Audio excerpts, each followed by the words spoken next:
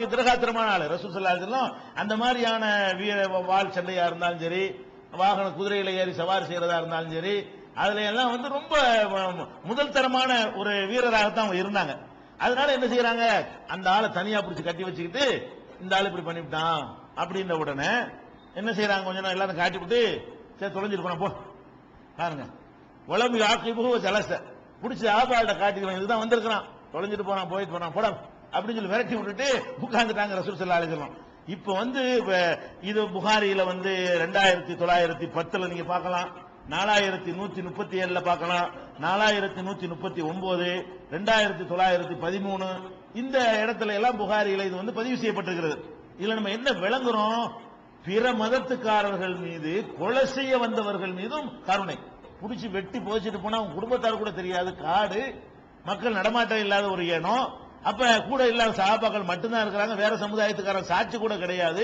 அவங்க அப்படி நடந்துக்கிட்டாங்களா, ஓடு ஓடு தொலைஞ்சு போ அப்படின்னு சொல்லி நினைச்சிட்டாங்க. ரசூல் ஸல்லல்லாஹு அலைஹி வஸல்லம் அவரை அனுப்பி வச்ச காட்சியை நம்ம பார்க்கிறோம். இப்படி எல்லாம் பிற மதத்தவர்கள் என்பதற்காக ரசூலுல்லாஹ் யாரையும் வெறுத்தது கிடையாது. ரசூலுல்லாஹ் தனக்கே கேடு செய்ய வந்தவர்களாக இருந்தாலும் கூட மன்னிக்கிறதுல வந்து சிறந்தது நல்லா சொல்லிட்டான்ல, தண்டிக்கிறது சட்டமா இருந்தாலும் நீங்கள் மன்னிக்கிறதா சிறந்ததுங்கிறான்ல, அதுக்கு முதல் முன்மாதிரியா இருக்கிறாங்க பிற மதத்தவர் விஷயத்துல. அதே மாதிரி நபிகள் நாயகம் ஸல்லல்லாஹு அலைஹி வஸல்லம் காலத்துல சுமாமான்னு ஒருத்தர் இருந்தார். இந்த சுமாமாங்கிறவர் யாருன்னு கேட்டா, இவர் வந்து ரொம்ப ஒரு தனி ஆட்சியை ஒரு பக்கத்துல உட்கார்ந்து பண்ணிட்டு இருக்கிறார். தன்னுடைய ஊர்ல வந்து ரொம்ப பெரிய ஒரு ஆட்சி பண்ணிக்கிட்டு இருக்கிறார். ஆட்சியில் என்ன பண்றாருன்னு கேட்டா, நிறைய கொள்ளை இஸ்லாம் யாராவது சொன்னாங்கன்னா தீர்த்து கட்டிடுவார். நபிகள் நாயகத்தினுடைய மதீனாவுல அவங்க ஆட்சி இருக்கிறது, இவர் ஒரு பகுதியில் உட்கார்ந்துட்டு என்ன செய்யறாரு, யாராவது வந்து இஸ்லாத்தை ஏத்துக்கிட்டாங்கன்னு சொன்னாலேயே இவர் வந்து கொலை பண்ணிடுவாரு. இது ரசூலுல்லாஹ்க்கு தெரிய வருது, இதெல்லாம் அநியாயமா இருக்கு, இஸ்லாத்தை ஏத்துக்கிட்டாலே அவன் கொலை பண்றான், இவன் பாட்டு நிர்வாகம் பண்ணிட்டு போக வேண்டியதானே அப்படின்னு என்ன பண்றாங்க, உடனே ஒரு அவனுக்கு எதிராக ஒரு படையை அனுப்புறாங்க. அது எப்படி நீ இஸ்லாத்தை ஏத்துக்கிட்டதுக்காக நீ எப்படி கொள்ளுவ அப்படின்னு சொல்லி ஒரு குதிரை படையை நபிகள் நாயகம் ஸல்லல்லாஹு அலைஹி வஸல்லம் அனுப்புறாங்க. அந்த குதிரை படை போய் என்ன செய்த, அந்த ஊரை ஜெயிச்சு ஆளை இழுத்துட்டு வந்தாங்க. யார, இந்த சுமாமாங்கிற ஆளை வந்து கொண்டு வந்து பள்ளிவாசல்ல கொண்டாந்து கட்டிட்டாங்க. பள்ளிவாசல்னா அதான் அங்க ஜெயிலு. நபிகள் நாயகம் ஸல்லல்லாஹு அலைஹி வஸல்லம் காலத்துல பள்ளிவாசல் தான் கோர்ட்டு, பள்ளிவாசல் தான் பள்ளிவாசல் தான் பயிற்சி எடுக்கிற இடம், பள்ளிவாசல் தான் பஞ்சாயத்து பேசுற இடம், பள்ளிவாசல் தான் தான தர்மங்கள் ஜக்காத்து கொடுக்கிற இடம், எல்லாமே தலைமை செயலகம்ங்கிறதுல எல்லாம் வந்து அடங்கி இருக்கக்கூடிய ஒரு இடமாக அது பள்ளிவாசல். அவ்வளவு பிரம்மாண்டமான இடம். அந்த இடத்துல என்ன செய்யறாங்க, ஒரு பக்கத்துல வந்து அவரை கட்டி போட்டுறாங்க. கட்டி போட்ட உடனே நபிகள் நாயகம் ஸல்லல்லாஹு அலைஹி வஸல்லம் வர்றாங்க. சுமாமா பார்த்தீங்கன்னா அவரை கொல்றதா கொல்லலாம், அவ்வளவு கொலை பண்ணியிருக்காரு. அவரை வந்து மரண தண்டனை கொடுப்பதாக இருந்தால் அதுக்கு ஏற்ற நிறைய கொலைகளை அவர் பண்ணியிருக்கிறார். அப்ப ரசூல் ஸல்லல்லாஹு என்ன பண்றாங்கன்னு கேட்டா, சுமாமாவே என்ன உன் கருத்து இப்ப என்ன, இப்ப நீ எந்த நிலையில இருக்கிறாய் அப்படின்னு கேட்கிறாங்க. அப்ப சுமாமா என்ன சொல்றாருன்னு கேட்டா, நீங்க என்னை கொலை செஞ்சீங்கன்னு சொன்னா அதுக்கு நான் தகுதியானவன் தான். ஏன், அவ்வளவு கொலை நான் பண்ணியிருக்கிறேன், நான் வந்து அவ்வளவு கொலை பண்ணியிருக்கிறதுனால நீங்க எனக்கு மரண தண்டனை விதித்தால், நீங்க உங்க கவர்மெண்ட்ல என்னை பிடிச்சிட்டு வந்துட்டீங்க, அரசாங்கத்தை கொலைன்றது எடுத்துக்கூடாது, மரண தண்டனை. அப்ப நீங்க எனக்கு மரண தண்டனை கொடுத்தீங்கன்னு சொன்னா நான் வந்து அதுக்கு தகுந்த அளவுக்கு நான் வந்து இன் தக்துல்னி தக்துலு தாதமின், நீங்கள் எனக்கு மரண தண்டனை கொடுத்தால் அதுக்கு தகுதியான ஒருத்தனுக்கு தான் நீங்கள் மரண தண்டனை கொடுக்கிறீர்கள். அதே நேரத்தில் வந்து நீங்க எனக்கு வந்து அருள் புரிந்து என்னை விட்டு விட்டால் நான் நன்றி உள்ளவனா இருப்பேன் அப்படிங்கிறார்.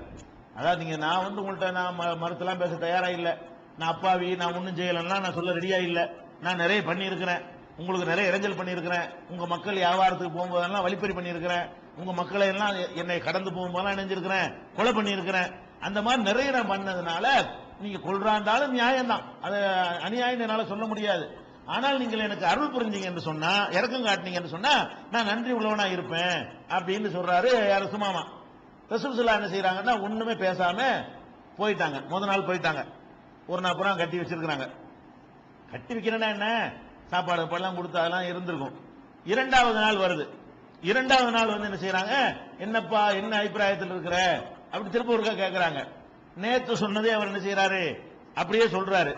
அப்போ ரசூலுல்லாஹ் என்ன செய்யறாங்க, ஒரு ரிப்ளையும் சொல்லாம சரின்னு சொல்லிட்டு போயிடுறாங்க. மூணாவது நாள் வர்றாங்க. மூணாவது நாள் வந்த உடனே அதையே தான் நேற்று சொன்ன என்ன செய்யறாரு அவர் சொல்றாரு. உடனே ரசூல் ஸல்லல்லாஹு என்ன செய்யறாங்கன்னா, இந்த ஆளை அவுத்து விட்டுருங்க, போகட்டும் அவுத்து விட்டுருங்கன்றாங்க. உடனே அவுத்து விட்ட உடனே ஓடலாம்ல, அவர் அவுத்துட்டு போறாரு. போய் அங்க இருந்த ஒரு சின்ன குட்டைன்னா குளத்தை விட சின்னதா இருக்கும்ல, குளம்ங்கிறது பெருசா இருக்கு, குளத்துல சின்னதா இருக்கிறது குட்டைமாங்க. குளம் குட்டைலாம் சொல்றாங்க இல்லையா, அந்த சின்ன ஒரு குட்டை ஒண்ணு அங்க கிடக்கிறது, அதுல கொஞ்சோண்டு தண்ணி இருக்கிறது. போய் என்ன செய்யறாருன்னா அதுல குளிக்கிறாரு. அவரு தப்பிச்சு போறதுக்கு தான் அவரை சொல்ல விட்டாங்க, அவுத்து விட்டான்னு அர்த்தம், எங்கடா தொலைஞ்சு போ அப்படின்னு அவரை மன்னிப்பு கொடுத்தாச்சுன்னு அர்த்தம். அவர் குளிச்சுட்டு என்ன செய்யறாரு, திரும்பி வர்றாரு. திரும்பி வர்றாரு. வந்து என்ன சொல்றாருன்னு கேட்டா, அஷ்ஹது அல்லா பள்ளியாசலுக்கு நேரம் வந்து அஷ்ஹது அல்லா இலாஹ இல்லல்லாஹ் வ அஷ்ஹது அன்ன முஹம்மதர் ரசூலுல்லாஹ், வணக்கத்திற்குரிய அல்லாஹ்வை தவிர யாரும் இல்ல, நீங்க நிச்சயமா அல்லாஹ்வுடைய தூதர், நான் உறுதிப்படுத்துறேன் அப்படின்னு ரசூலுல்லாஹ் பார்த்து சொல்லிட்டு அவங்கள்ட்ட ஒரு வார்த்தையை சொல்றாரு. எப்படி சொல்றாரு? யா முஹம்மதே வல்லாஹி மாகான அலல் அர்லி வஜ்ஹுன் அபுகல இலைய மின் வஜ்ஹிக, இந்த உலகத்தில் இருக்கிற முகத்திலேயே வெறுக்கத்தக்க ஒரு முகம் இருக்கிறது என்றால் உங்க முகமாகத்தான் எனக்கு இருந்தது. நான் வந்து உலகத்தில் ஒரு முகத்தை வெறுக்கிறேன் என்று சொன்னால் உலகத்திலே எந்த மூஞ்சை வெறுப்பேன்? உங்க மூஞ்சை தான் நான் ரொம்ப வெறுப்பேன். அவ்வளவு வெறுக்கத்தக்கதாக உங்கள் முகம் எனக்கு இருந்தது. ஆனால் அவர் சொல்றாரு, பக்கத்து அசுபக வஜ்ஹுக அஹப்பல் உஜுஹி இலைய, இன்னைக்கு உங்க முகம் தான் எனக்கு உலகத்தில் விரும்பத்தக்க ஒரு முகமாக இப்ப மாறிவிட்டது. நேற்று கொஞ்ச நேரத்துக்கு முன்னாடி வரைக்கும், 3 நாளைக்கு முன்னாடி வரைக்கும் என் நிலைமை என்ன, உலகத்தில் என்னால் ரொம்ப வெறுக்கப்படுற ஆளாக நீங்கள் இருந்தீர்கள், இன்னைக்கு உலகத்தில் ரொம்ப நேசிக்கப்படுற ஆளாக நீங்கள் இருக்கிறீர்கள் அப்படிங்கிறாரு.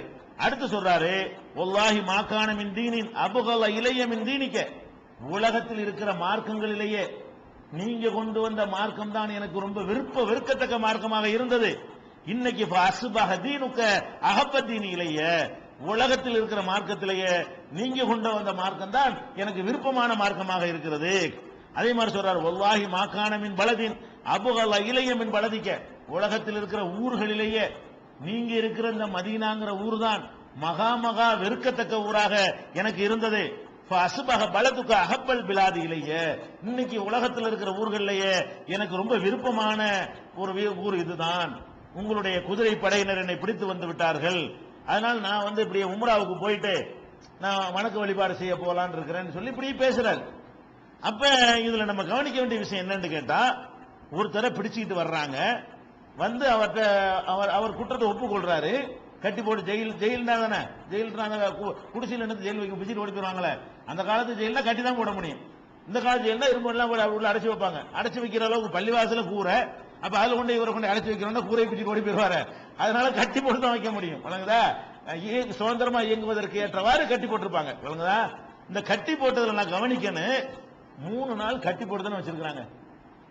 அப்பதான் பிடிச்சிட்டு வந்திருக்காங்க. யாராச்சும் பயான் பண்ணாங்களா? அவருக்கு போய் ரசூல் ஸல்லல்லாஹு அலைஹி வஸல்லம் சந்திச்சது 3 தடவை தான், ஒரு நாளைக்கு ஒரு தடவை தான் பார்த்திருக்காங்க. அவரை ஒரு தடவை தான் பயணக்கிறாங்க, என்னப்பா உங்க கருத்து என்ன இதான் கேட்கறாங்க, வேற ஒண்ணும் கேட்கவே இல்லை. 3 நாள் கேட்டதுக்கு உங்க கருத்து என்னன்னு தான் கேட்டாங்க. இந்த 3 நாள் அவர் எதனால மாறினார் தெரியுமா? அந்த 3 நாள் விட்டதே இருக்கு தெரியுமா? இதப்பா நீ எப்படி இப்படிக்கான ஊர்ல உட்காந்து எப்படி சாம்ராஜ்யம் பண்ணிட்டு இருந்த, அடே நான் எவ்வளவு பெரிய சக்கரவர்த்திங்க பார்ப்பா, மக்களோட மக்களா வர்றது, எந்த பாதுகாப்பு இல்ல, பராக்கு இல்ல, முன்னாடி 25 பேர் பின்னாடி 25 பேர் இல்ல, சாதாரணமா அந்த முகமது வர்றாரு, சாதாரணமா போய் நிக்கிறாரு, சாதாரணமா வெளியே போயிட்டு இருக்கிறாரு, சாதாரணமா மக்களோட உட்காந்து பேசிட்டு இருக்கிறாரு. என்னடா இது, இவரை பத்தி அப்படி சொன்னாங்க, நம்ம வேற மாதிரி வெறுத்தமே. அந்த 3 நாளும் அந்த பள்ளிவாசலுடைய ஒவ்வொன்றையும் அவர் பார்க்கிறார். அப்படி அந்த அண்ணன் தம்பியா பழகுறது, சகோதரத்துவமா பழகுறது, நான்கு காட்டுகிறாரு, சிம்மாசனம் இல்லாது, அரண்மனை இல்லாதது, கிரீடம் இல்லாதது, தங்க செருப்பு இல்லாதது, கோட்டை இல்லாதது, கொத்தளம் இல்லாதது, படுக்க பாய்தளவாணி கூட இல்லாதது, கட்டில் கூட இல்லாதது, சாப்பிட கூட வழி இல்லாத எல்லாத்தையும் பார்க்கிறாரு. இந்த மனுஷனை போட்டு எதிர்த்தோம், இவ்வளவு நெசமா இவர் சொல்ற உண்மையா தான் இருக்கு.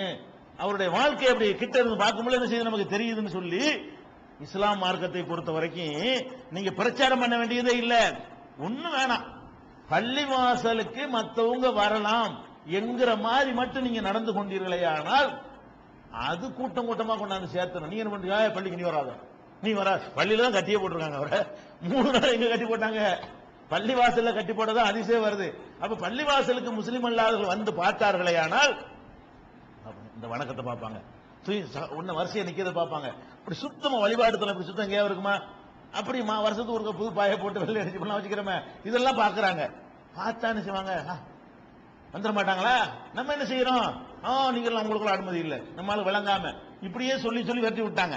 அப்ப அவர் இந்த 3 நாள் பார்த்ததுல அவர் ஈர்க்கப்பட்டார, இவர் செஞ்ச அவ்வளவு தப்பையும் ரசூல் ஸல்லல்லாஹு அலைஹி வஸல்லம் மன்னிக்கிறாங்க. அப்ப இவர் என்ன வேண்டாலும் தண்டிக்கலாம் தானே. அப்படிப்பட்ட ஒரு ஆளை கூட நபி ஸல்லல்லாஹு அலைஹி வஸல்லம் அவர்கள் சாதாரணமான முறையில விட்டதை பார்க்கிறோம். இது புகாரியில 4372வது ஹதீஸ்ல இருக்கிறது. இது தவறு செய்தவர்களை சாதாரணமா மன்னிக்கிறது நீங்க பாக்குறீங்க. அவங்களோட அந்த கொடுக்கல் வாங்கல், அவங்களோட பழகுனது, அவங்களை எப்படி வேலைக்கு சேர்த்து கொண்டாங்க, அவங்கள்ட்ட எப்படி உதவிகள் பெற்றுக் கொண்டாங்க, எப்படி பிற மதத்து மக்களை அவ்வளவு உச்ச நிலையில வைத்து பார்த்து, அதான் நம்மளை உச்ச நிலையில வைக்கிற மாதிரி அவங்களையும் உச்ச நிலையில பார்த்து ரசூல் ஸல்லல்லாஹு அலைஹி வஸல்லம் எப்படி மகிழ்ச்சி அடைஞ்சாங்க என்பதை எல்லாம் பார்த்தா உலகத்துல இதுக்கு நிகரான ஒரு மனித நேயத்தை யாரும் காட்டியிருக்க முடியாது. அதுல தனிச்சு விளங்குகிறது. அதை இன்ஷா அல்லாஹ் நாளைக்கு பார்க்கலாம்.